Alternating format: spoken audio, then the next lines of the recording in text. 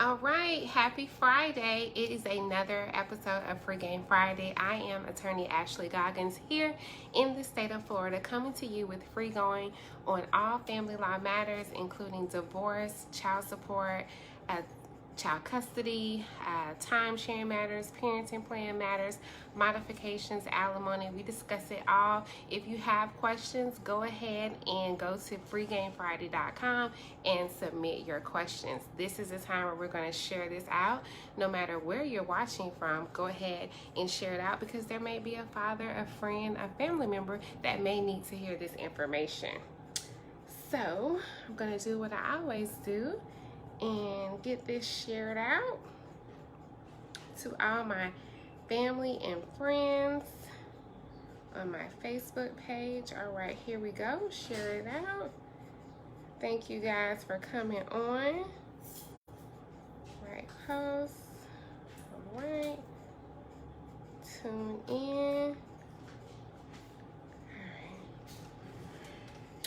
All right. Hope you guys are doing well. Again, if you have questions about any of the content that I'm speaking on today, feel free to ask me in the comments. I'm going to try to make this short and sweet and give our friends some time to come on. So for those who want to know, we are still doing 50% off our consultations. Use the coupon code COVID-19 for 50% off of your consultation. That is expiring on May 31st and will not be extended. You guys have been keeping me super busy, but been able to help so many different fathers. And I have one female client, one mom. No discrimination over here. Okay, we're gonna get started. Ready. The question for today is, my husband and I live in Florida. However, his child and her mother lives in another state. He pays child support but is unable to see his child. How does he handle parent sharing when the child lives in another state? This is a great question. So what he would need is a out-of-state parenting plan, or what we call a long-distance time-sharing plan here in Florida. This is super common to have a long-distance time-sharing plan. Exactly, we have these time-sharing plans in Duval County in the 4th Circuit. We have local guidelines, which means these are the general standards that judges go by when thinking about time sharing. It's not a baseline, it's not where they start, but it's a guideline. And that guideline here is every other weekend, one night during the week, half summers and half or alternating spring breaks or holidays. It can vary a little. So we call that the local guidelines. That is if you stay within 50 miles of each other.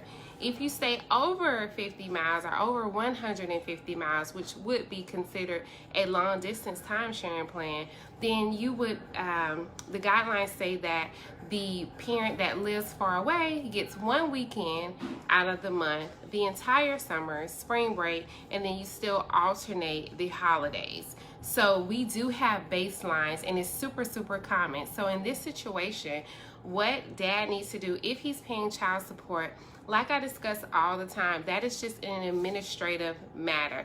That does not adjudicate you to have parental rights here in the state of Florida. Child support is administrative.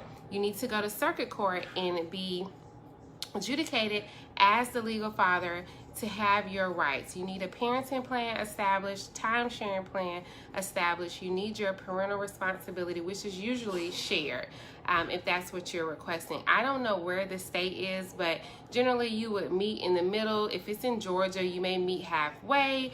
I was representing a client of mine. We just finished up his case. He won majority time. He's actually had the child for about 5 years.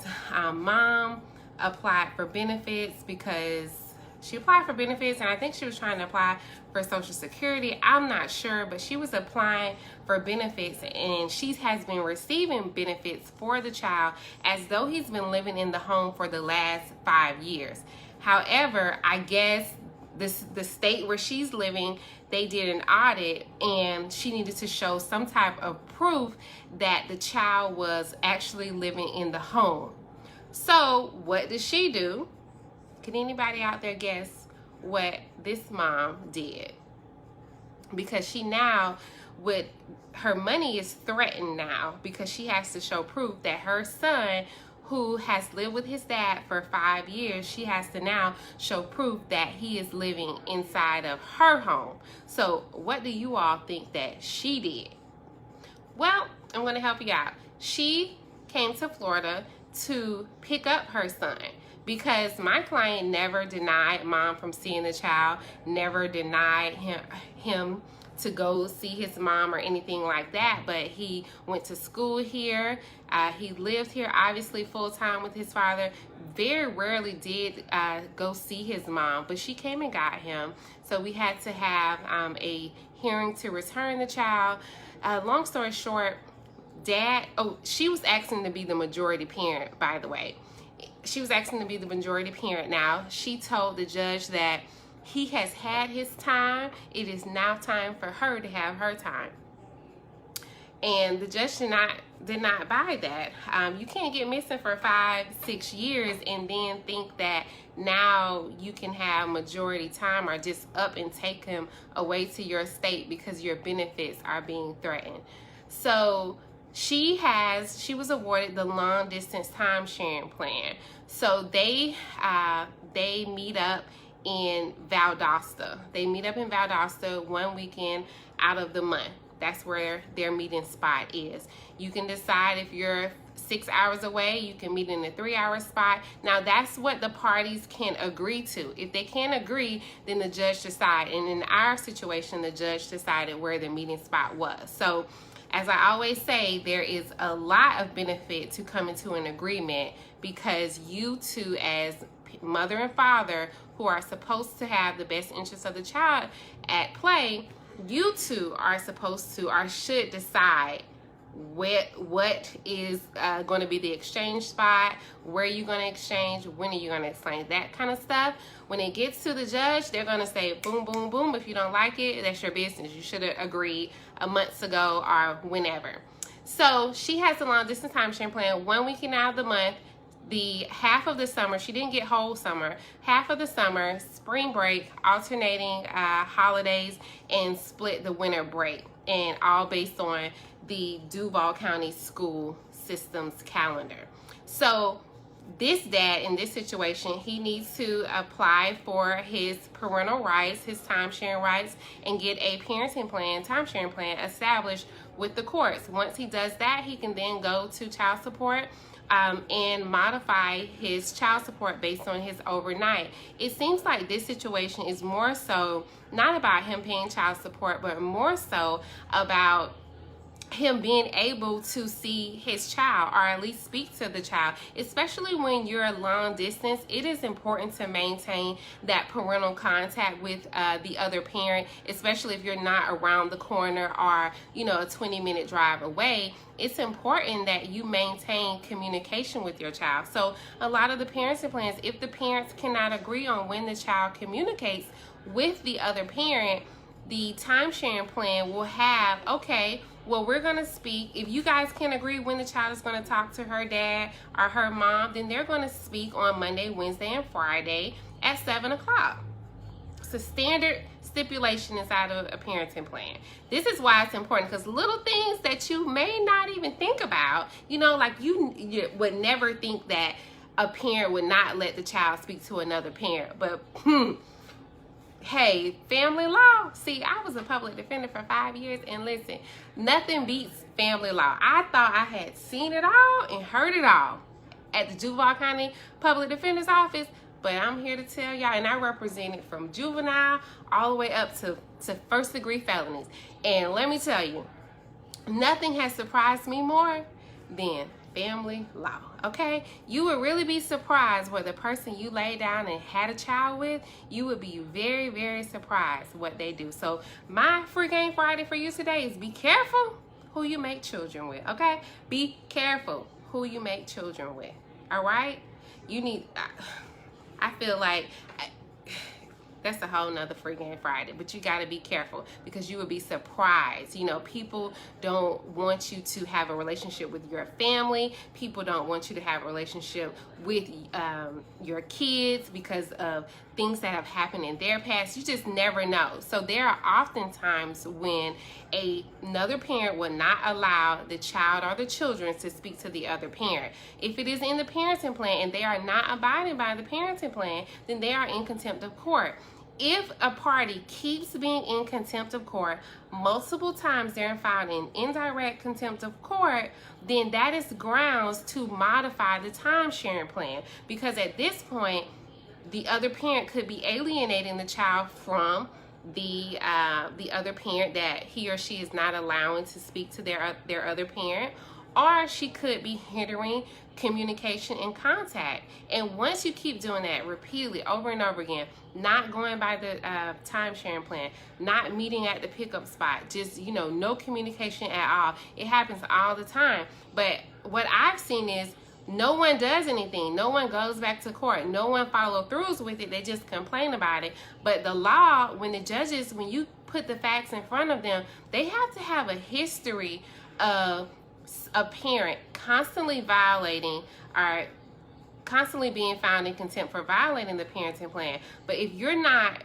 going to court and you're not filing these motions for contempt for these matters, then the judge can only go based on what you're telling them, not what's on record. So if that is happening to you, don't wait until it keeps happening. You need to do something about it before it gets out of hand. Now, I'm not saying go to court every time, because it can be cumbersome, okay? And it can be expensive. But when it comes to seeing your child, there are men who call me and say they haven't seen their children in years. Years, huh? Like, I can't even fathom it. Can't even fathom it, okay? Can't even fathom 30 days, let alone years. So if this is occurring and you actually do have a time sharing plan in place, then you need to take action. Now, for this couple, stepmom and husband, all they need to do, just to wrap it up, file and establish a time sharing plan in the circuit court in the jurisdiction where they reside. Well, the jurisdiction is Florida, but the venue, so the venue is the county. Whatever county that they are living in, or where the mom and daughter are here in Duval, so he needs to file here, and he can file and get an attorney here and be out of state. I mean, with the advent of Zoom, we may never even get to see each other. If he hires me, we may never even get to see each other except for on Zoom. But we are moving here in Jacksonville, Florida. We are having hearings left and right. I have mediation on Tuesday. I have 2 child support hearings on Wednesday and Thursday, and then the week of Memorial Day, I'm getting off of 2 cases because people don't pay their bills. Lawyers leave. I can't stay on the case when I'm not getting paid. So 2 of those, I'm getting off of those cases. No COVID relief there. And I have a default hearing. That is where mom did not respond to a petition that she was personally served. So we are going to court for a final hearing on that. And then I have mediation the last business day of the month. I think it's Friday, in a divorce case. So I am busy, okay? I don't know but you all, I am busy, and I am ready to take your case. So go with guidance. Don't go to court alone. If you guys have any questions about anything that I said today, or have any questions about any family law matter, whether it be child support, you know who to call, child custody, you know who to call, divorce, you know who to call. You know who to call. So I'll see you guys again on Friday. Submit those questions, freegamefriday.com. All right. Bye. Have a good weekend.